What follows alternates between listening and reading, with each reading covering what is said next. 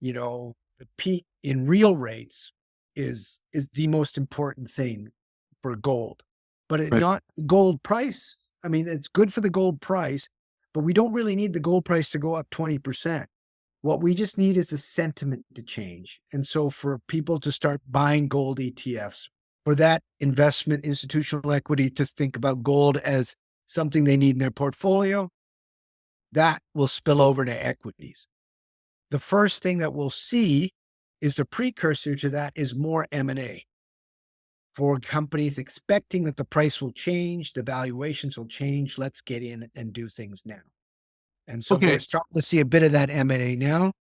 We saw what Caliber and Marathon Mhm. just recently saw this week, uh, Orsino with Dundee Precious Metals taking them out. And Mhm. that was interesting because that was half cash.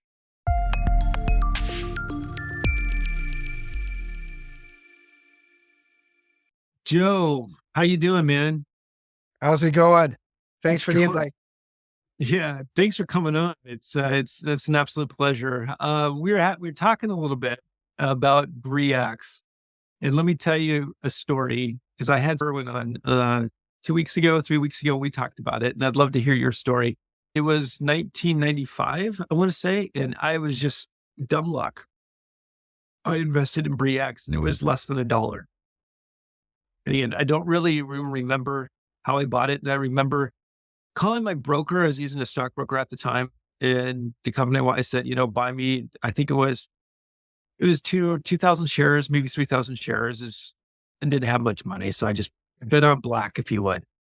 And he called me up. It must have been, I don't know, a week or two later, and I was in college.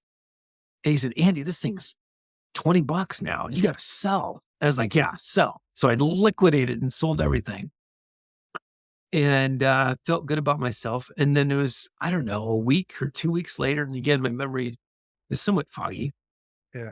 And I called him back up. I was like, well, how much is Bre-X? He goes, Andy, you got to shoot me. It's $50 a share. And I felt so bad. Yeah. Yeah, I know. Yeah. That left all this money on the table, right?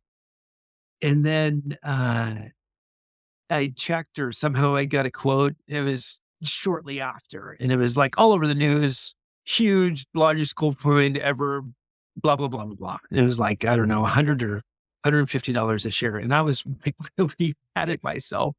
And I was like, I could have paid for college, all my college, bought a new car, all of this. In my mind, I was spending all this money that I didn't have.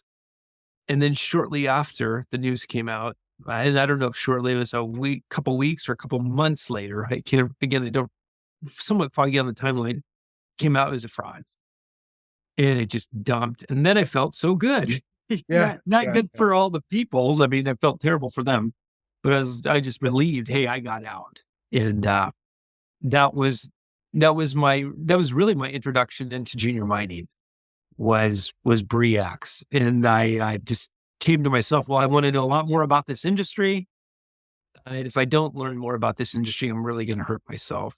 So, but tell me your story. You were telling me offline. Yeah. Well, I mean, during that period, I was in Argentina, so I was hearing it from afar because I'd almost gone to Indonesia to work for RTZ at the time because they made an investment in Freeport, Uh-huh. and they were Yep. getting really close to Freeport, and they were almost like they were into the bid for Mhm. Bre-X. Because if you read the books, there was a whole bunch of people, meandering around. And Yep. so, yeah, then, we had all the changes in the technical reports and all that other stuff. And there was, wholesale firings and that. I was sort of sheltered a bit because I was working for a big company. But just recently, this group, this friends of mine, they forwarded me a link to a video on this platform called GeoHug, and that's an open platform, and it's very long, sort of stories that they talk about either geology deposits or something like this. And this one guy came on to talk about Bre-X, and his name was Joe Ogerman, and I sort of here says, Jesus, I think I know this guy. I wasn't sure. And so he was presenting the Bre-X property before it became Bre-X because he'd worked on it with an Australian junior I forget the name, and he was on the ground, and he was saying, "Well, we drilled here, it didn't turn out." So I left, and then after that, I worked in Australia for a while, and blah blah blah. And then he showed this picture of a plane crash on this airstrip, and I thought, "Oh my God, that's the guy," because I remember him crashing in the plane that we commute back and forth from Mount Isa to Tick Hill, and the plane crashed, and it basically took out a kangaroo. And he used to have this picture that he showed all of us with him and the field assistant holding the head of this kangaroo that was decapitated by the plane. And it was this guy. It was just amazing. He went back to Indonesia, and it was still in the time where Bre-X had come in, and everyone was saying, "Oh, you missed it, because this thing's huge and you guys were there and you missed it." And then he was saying, "No, I don't think we missed it." So there was a few people even at that point that had been and seen the property that still couldn't believe, but the momentum was definitely on the other side. Right. And it gets to that point where, oh, it's 2 million ounces, it's 5, oh, it's 10. If it's 10, it's got to be 20. If it's 20, it's got to be 50. Oh my God, Right. there's a million ounces here. So that was what was happening there. Yeah. It's interesting because I remember going to an investment conference. And again, this was just part of my education growing up as a trader and investor. And this was, I want to say 2007-ish, 2008. They were still talking, and there's a junior mining conference. It was in New York. They were still talking about Bre-X, a decade later, and Yeah. just how devastating it was to Well, I the made a movie industry. about it, right? They did. Yeah. Yeah, how many times did they make a movie about a successful discovery? They just Right. what they like to make movies about is things like this. And so, Yeah. Right. and Right. then everything's a scam, and they changed a lot of the reporting rules because of it. I it probably helped, but the problem is people that are fraudulent or fraudulent people, they always find a way of getting around the system.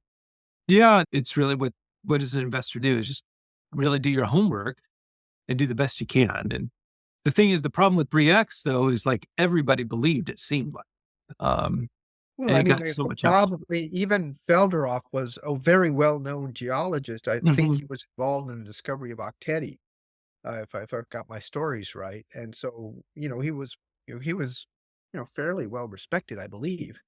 Yeah, it And was. Yep. and when they started salting the core, that's when people started seeing that there's no way this gold came from this system, because Right. it did not match what they were seeing in terms of the mineralization and the alteration. And that's really when, the Graham Farquharsons of the world came into it and said, there's a problem here. Yeah. This doesn't look right. Yeah. And it was a phone call, I think, to those guys at PDAC when they were winning the award or something like that, that came from Freeport, that, this is a Mhm. scam. Yeah. Uh, there's nothing here. Yeah. We've drilled That's when they redrilled the holes, and they couldn't get anything, Yeah. so It fascinating story, fascinating time, and a lot of people really got hurt. And so, very sad. And it and some really people was, made a lot of money, and some people made a lot of money. Right. Yeah. Yeah. So I guess that's how markets work. Let's talk about just your view on the overall markets, just the commodities markets. I mean, and I say that looking into, or what's your view looking into the new year? There's a lot of stuff going on. Uh, so let's talk about your macro view, then we'll go smaller to the micro, if you would. Yeah. Well, I mean, like we go over 2023, I was I was hoping, for a bit of a turn in the Chinese economy, coming off of the COVID restrictions. Right. That didn't happen. Then we had the real estate issues there, and so the near-term demand pricing for a lot of the metals, industrial metals, was lower than I thought, because I was sort of loading up on that with that idea, with Me too. definite medium-term and long-term implications. So a lot of these stocks I still hold, even though they're down off of what I bought them at, because I still believe in the medium term, because that's really supply driven.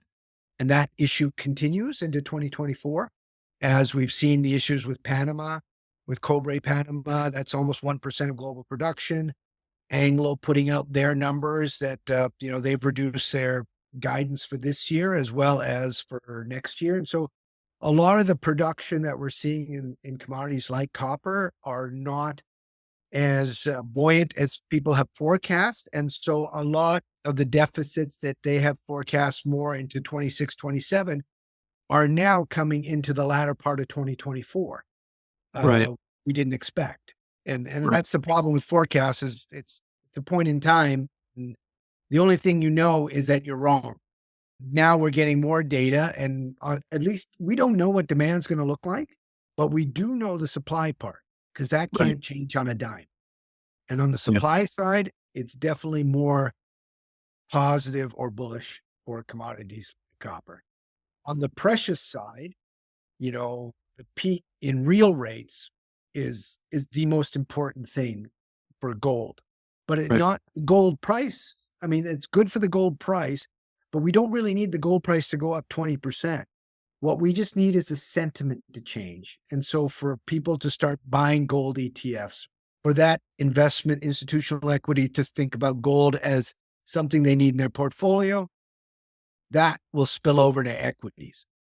The first thing that we'll see is the precursor to that is more M&A for companies expecting that the price will change, the valuations will change. Let's get in and do things now.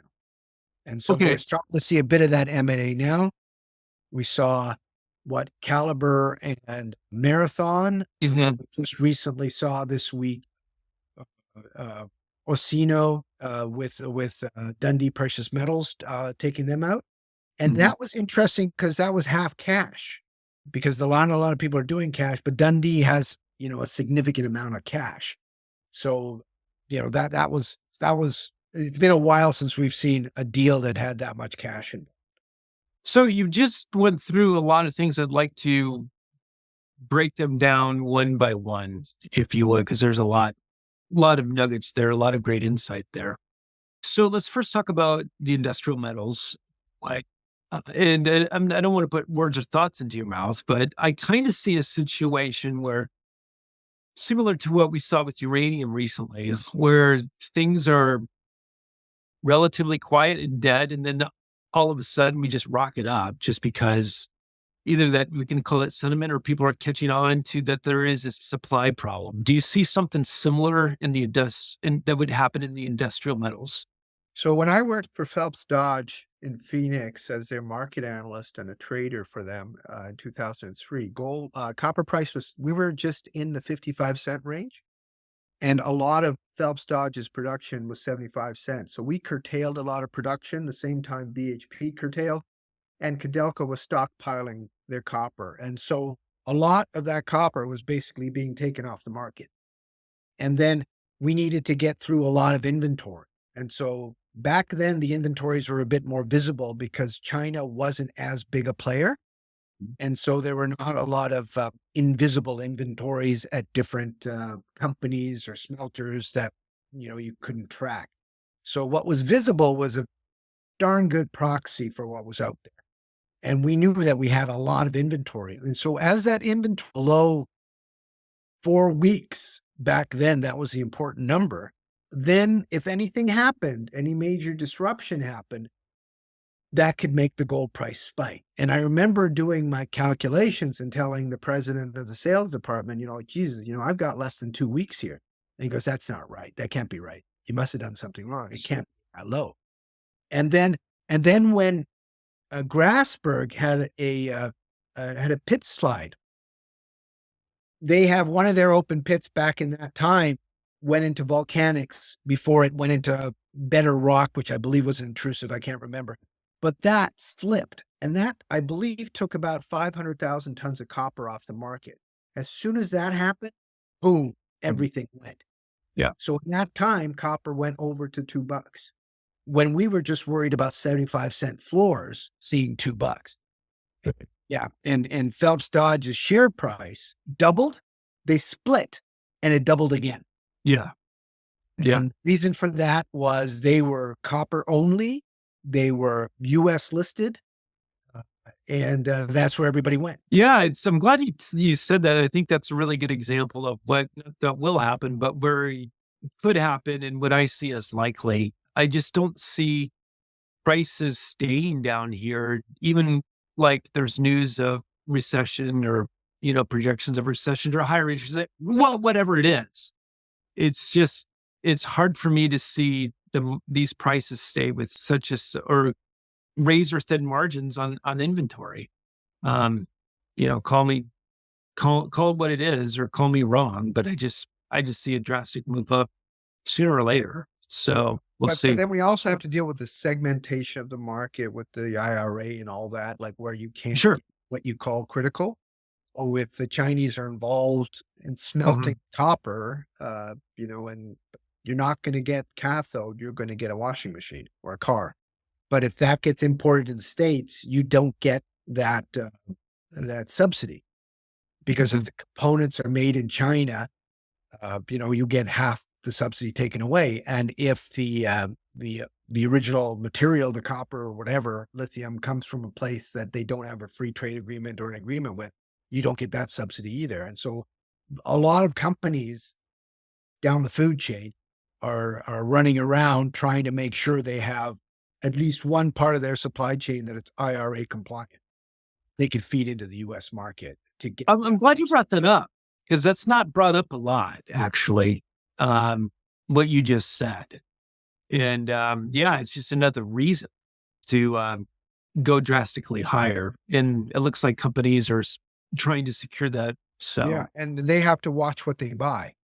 If you look an example like Lithium Americas, they have a producing asset in Northwest Argentina, lithium brine, and I think it's Ganfeng has a significant stake, and they're their partner there. But they're building this Thacker Pass, this claystone lithium project in northern Nevada. To get Ford in and to potentially get money from the Department of Energy, they had to split the company so that the company that had the Chinese ownership is now not part of Lithium Americas anymore. So they have a Lithium Argentina and then now they have a Lithium Americas. And so now Ford and now the US government can invest in that company or help them because now there's no Chinese footprint. And now they've got this more formalized in terms of foreign ownership of like certain foreigners. I mean, that's China, read Iran, read Russia, read North Korea, but it's yeah, mostly China, Russia. If I they're wasn't aware of involved, that. then it doesn't get any subsidies, and then you can't get the funding access. Interesting. So then there's a crunch on that side. Yeah. So let's talk. What are your favorite metals out of the industrial metals, if you would? If you're an investor or you are an investor or trader, what would be the stuff that you're most bullish on or you're most interested in? Would it be copper? Would it be nickel? Would it be lithium, cobalt? What would you say? Well, for me, it has been copper for the last 2 years. It just hasn't manifested itself very well because near term, we're still highly dependent on China, and China has been weak. But what I see on the supply side, without really looking at the vagrancies of the demand pull, is really these assets are just not being developed. So there's undercapitalization in the sector. Things are taking longer and longer to permit. And then we have creeping nationalism and, we've had expropriation and also things shut down like in Panama recently. Nobody predicted that. And that's like 1% of the copper production.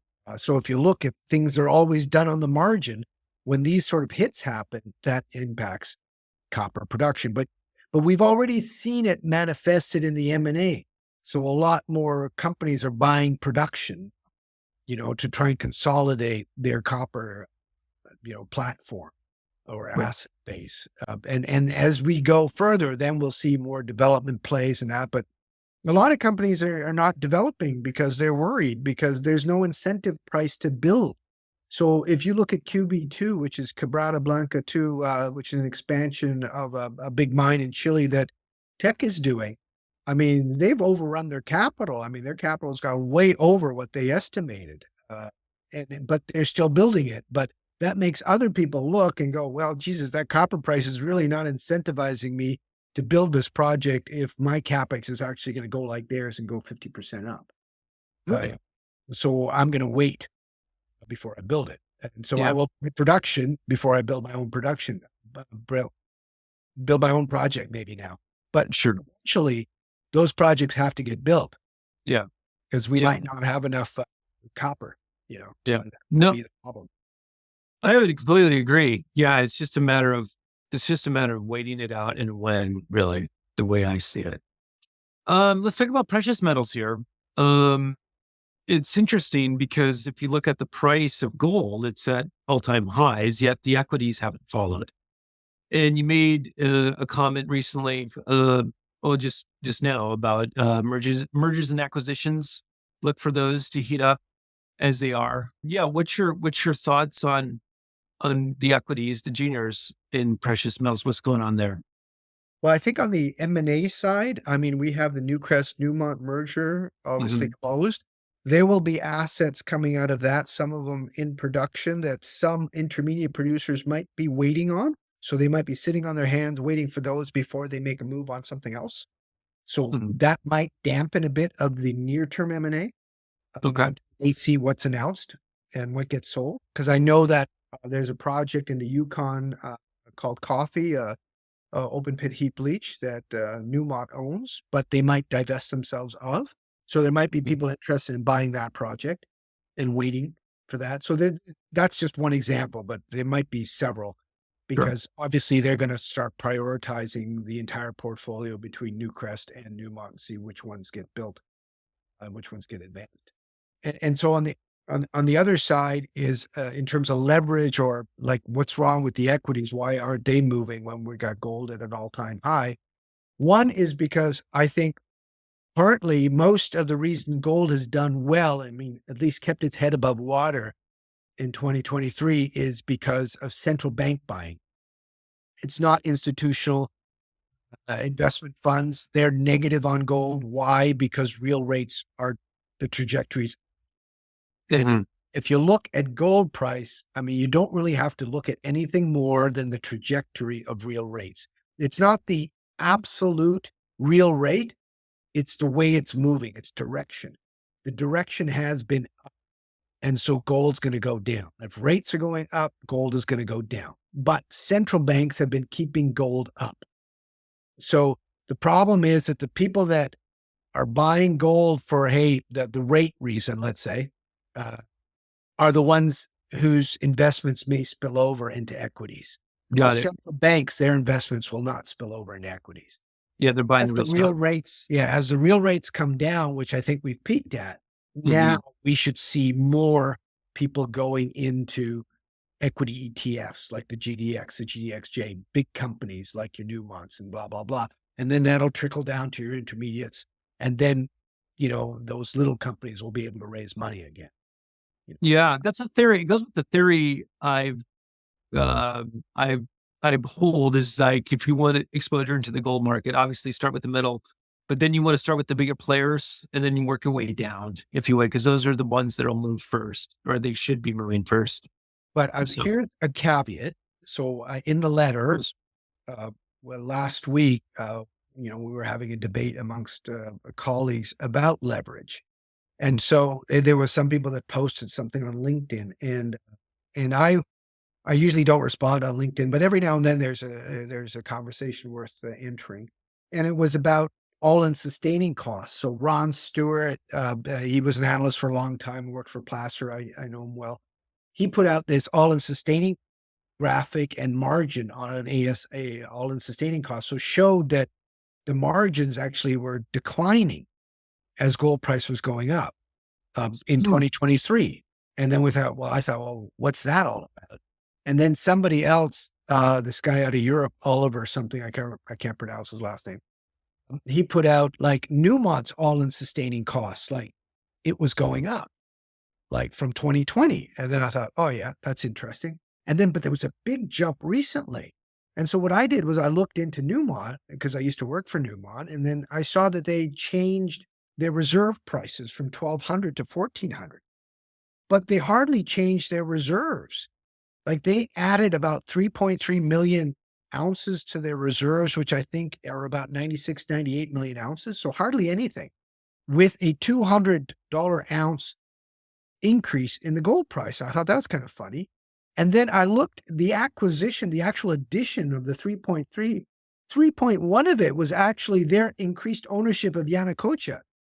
So it wasn't, if you took that out of the equation, they were basically flat while they increased their gold price. And then when I dug into it, I think 20% of the reserves is from Nevada gold mines, their stake in Nevada gold mines, which Barrick runs. That grade of that 20% went down. Interesting. Tonnage went up. And so the problem is when you're bringing up your gold price, you're going to start bringing on a lot of crap, let's say. Right. That's You said it. higher I was about to say it. You yeah, said it. that's higher cost. And that's Right. why, even though the gold price is going up, you're doing a step thing with your gold price. And suddenly, okay, all this crap that's NPV $1 is now in. Right. Everybody come on in, get into the plant.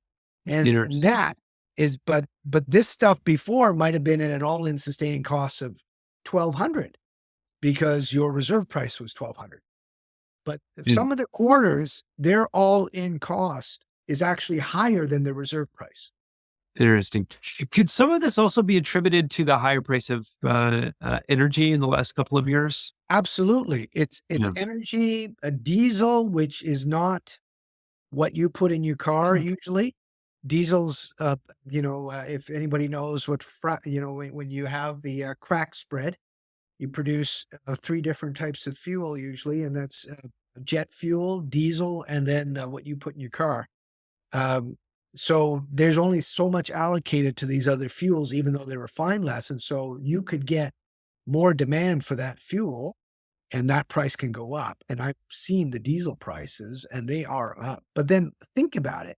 If I need to mine more tons to get the same ounces because I'm mining lower grade, then suddenly not only is the fuel price higher, but now I need more fuel. So then I need more labor, I need more fuel, Right. and I need more power for my plant. All that has a, knock-on. Let's go on to, let's just talk about jurisdictions, if you would. Because what I'm seeing is both in industrial metals and in precious metals, it's because of the supply issue, companies are starting to take more risk to find deposits, if you would. And also friendly, or what used to be friendly, it's just taking longer to get permitted. Yeah. I mean, So the US is definitely one of those, yeah, that looked talk at to me it. about California, right?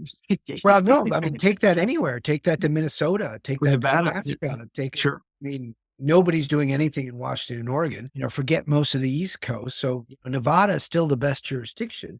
Arizona is good as long as you keep it mostly on private land. That way you can avoid the federal permitting. Right. To avoid what they call the waters of the United States. If you touch that, then you need the federal, I think it's the 404 permit from the US Corps of Engineers, which could take forever. And now with all the NGOs descending on these permitted projects and coming in and scaring the bejesus out of the Department of the Interior, they're basically revoking permits as well, or delaying to the nth degree. And then these people have gone through 5-year processes where they've talked to people, done their studies, and gone through all the hoops, and then they deny them. And you're thinking, well, Right. what's the problem? Yeah. The problem is probably that they didn't get a payoff. Well, the So- thing is, I mean, in the US, even though they're calling these things critical and they need them, the endowment isn't the problem in the US. It's permitting. That's permitting. Yeah. Well, then that leads me to, what's a red flag that you don't want to touch, or you just make you wary, and what's a very friendly jurisdictions, or what are very friendly jurisdictions that you look for that would I make you guess excited? it would matter on the stage of the project. So if it's an early stage project, you can take more risk on the jurisdiction because Mhm. that project's not going to get built if it becomes anything for 10 to 15 years, maybe. So the jurisdiction might change, it might evolve, and people have they're much more risk loving at that point, and they care less about the jurisdiction. Development really matters because that's when you're putting money into it. And so if the jurisdiction is bad and you start spending a lot of money on it, one, you probably will never get taken out. And two, you'll have more problems as you continue. And you might have that jurisdictional risk like a foot on your neck for the rest of your life of mine. Like Bisha, let's say, with Nevsin in Eritrea. They kept producing, but the market gave them a significant discount. And so how you get around that, you issue a big dividend and hopefully try to diversify yourself out of that. Sentiment, maybe Egypt, that sort of stuff. But, it's hard to say that, here's a jurisdiction I wouldn't go in for an exploration project. That's harder to say no to. But definitely with development and production, yeah, you definitely want to have a little bit more of a deep dive on jurisdiction. Got it. Okay. Now, to our listeners that don't have much experience in this asset class, what would be your recommendation in getting exposure and building a portfolio? And then the same question to somebody like myself. And again, I'm not an expert, but I am somewhat of a veteran. What would be a couple pieces of advice to each of those people? Well, for the generals coming in, I would say first is know your risk profile, understand what you're willing to take a risk on, and then you could pick the stage that you're looking at, and the investment class. So I did this one boot camp for Rick Rule on royalty companies, and so with that, I came up with this graphic that said, well, first thing would be just invest in gold. If that's what you want, you're thinking gold is going to go up. That's the one you want. Invest in gold. My argument would be that gold hasn't done that bad. It's the equities that are undervalued. So if you Right. want that equity exposure, what do you do now? Well, you could do an ETF. ETF, broad-based. You got geopolitical risk diversified.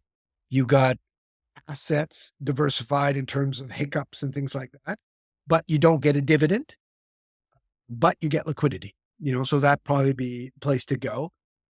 And then you would look at, producers, big producers that have assets all over the place. So similar to an ETF, but now you have capital risk. ETFs, you don't have any capital risk. So they might have to get more debt and stuff like that. So they got more financing risk, but they also pay dividends, which an ETF doesn't. Right. The other stage in terms of low risk would be what used to be low risk would be royalty companies. I love royalty companies, by the way.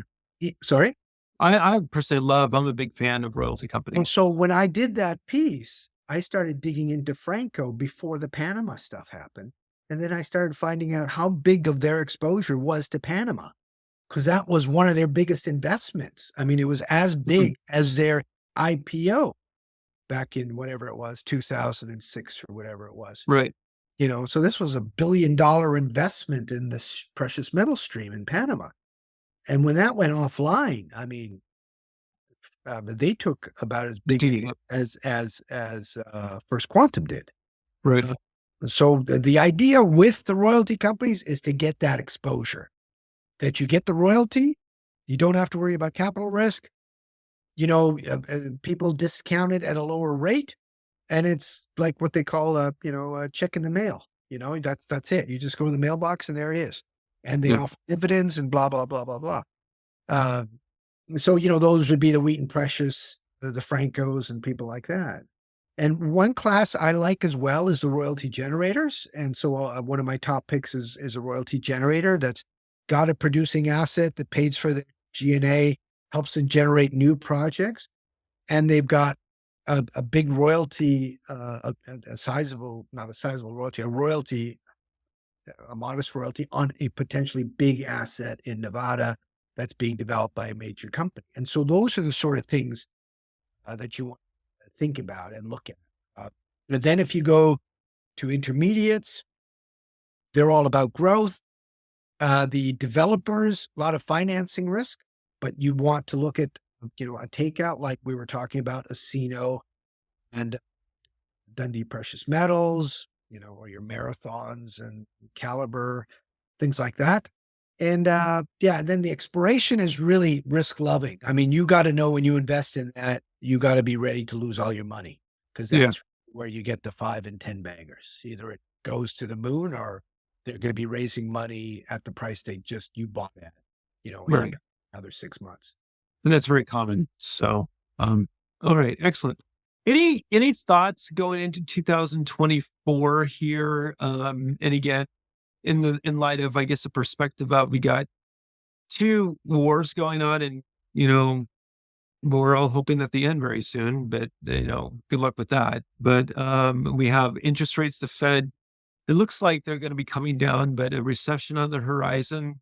We have supply issues again that you've touched on with the base metals and industrial metals. And then, yeah, what are your thoughts, I guess, moving into 224? And are you repositioning yourself, or, yeah, what are you looking at? What's standing out? Yeah, in terms of I'm much more bullish on gold than I was before, obviously, with the change in the perspective on the interest rates. And I'm hoping Yeah, that me spills too. over into equities. I've always had a significant exposure in precious metals, mostly gold. So I've just kept that. But everything that I brought in new has been moving towards copper, whether it's been production, development, or exploration. Another one of my top picks is a copper developer in Arizona. Um, and now I'm getting into the fact that a lot of these explorers are, very inexpensive. And so a company that you might have been looking at that was 50 million market cap before has now got an enterprise value of 5. Yeah. So I'm doing some of that as well. So I'm throwing my hat in there, betting on black, like you say, because I like the people. I like where they are. I like the fact that they've got a decent goal. Like the goal might be a 60 million ton, very high grade deposit. That's fine. I'm into it. Or the goal might be, hey, here's this huge land package that has been underexplored. Jesus, that's what all the big companies are looking for. Good one. Right. So another thing to think about when you do these exploration plays is look for the ones that might have a joint venture model with a major. So the problem with a lot of the explorers that don't have, because as we know, you buy something, you get a share of something. Okay. There's the numerator and the denominator. And so when you want to do something, you have to dilute.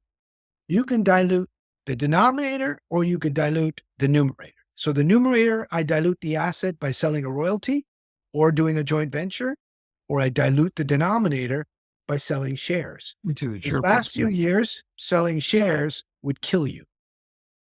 And so people that have joint ventures with companies, they don't have to worry that if I hit something, I can raise money right away. I don't need to because I've got these people that are funding this. Or if I don't hit something, but I think it's still pretty good, but the market doesn't, maybe I take the hit of my share price, but I don't recognize that by raising at that price because these guys are putting in the money to drill the next program. So the problem with the exploration guys is if they don't hit that hole and the market's not very good, they'll have to go back to the market, but raise it a much lower level than they raised last time. Right. That's the problem. But I think that might change this year. But now is probably a good time, or January, to look at those really small market caps where the people, good share structure, not a lot of warrants outstanding. They're funded to drill the next program, and you like the geology or whatever, and you take a stab, but you're not trying to look at a $50 million market cap trying to get to 100. You're looking at a 5 to 10, looking at a 20 million or a 30 million market cap. Yeah. Yep. Yep. All righty. Well, to our listeners that want to get in touch with you and follow your work, especially what you just said with building a portfolio, specifically with exploring companies and also the others, but just your thoughts. How do they get in touch with you, and how do they read your work, and yeah, how do they work with you? Well, I mean, go to the website, explorationinsights.com. We're a weekly publication, write about the mining sector. My background is I'm a geologist, 10 years, mostly working in South America, Australia, and a bit in Canada. And then I did a master's in geology and mining in Australia, and I did a mineral economics degree at the Colorado School of Mines. I became a trader and a market analyst for Phelps Dodge, and I became in corporate development and strategic planning for Newmont, and then I became an equity analyst, and that's how I got up to Vancouver. And that's where I've been for the last 10 years plus. Well, you have a lot of skills. It's funny because I've been a trader and investor, and but I've never had the chops in geology, which is very rare to have the combination of those skills. Well, I was a So, commodity trader, actually. I wasn't an so was equity.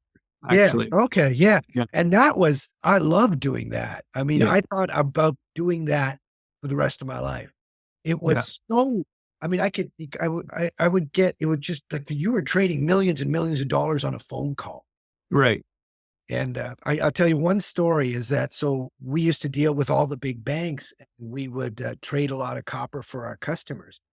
And so I made this trade and, would mark the trade down and blah, blah, blah. And then they didn't make the trade and the copper price moved. And then I said, well, geez, I made the trade. I got the blah, blah, blah. And then they said, and then my manager and that guy's manager basically had the recording and they were listening to it. I never knew what they recorded, but they couldn't make, they weren't sure what was said or something like that. So eventually JP Morgan, I think it was, or Morgan Stanley, they gave us our money back.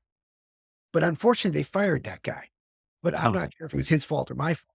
But it was like, that's the kind of money that was involved. It was huge, Yeah, it was. I would love to talk stories with you about that. Many of my own, just this, and that's kind of why I got out of it, actually, because it was very high amp intensity, octane, very intense. So many I mean, the amount of bad language that I was used to working with Australian drillers that were just out of prison was nothing compared to the language of working with traders from New York. Yeah. They were insane. They were insane. Well, it's funny because we called the pit, and this was back in the day when you called the pit. And I was in Reno, Nevada, working just for a retail brokerage. And we had some bigger players that traded with us, but I would call into the pit.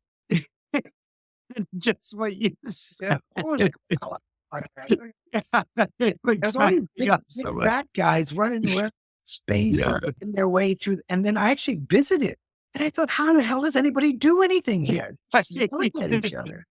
Well, it's funny you say, because I visited Chicago. I was in Chicago. I was at the CBOT with a buddy. He took me in there and we were looking at the pit. He goes, Andy, there's no poor people in that pit. And so I'll never forget that. So, but they're all wearing the same sort of jacket. They got bits of paper coming everywhere. Right. It's just chaos. It's chaos. How the hell do you do anything? Yeah, right. And then I remember phoning them on the floor and saying, we want to do, what was it, an exchange for physical, where you would walk across the pit and I'd tell you who you would be talking to just exchange a piece of paper. And he's wearing a red jacket, blah, blah, blah. He's over there. Right.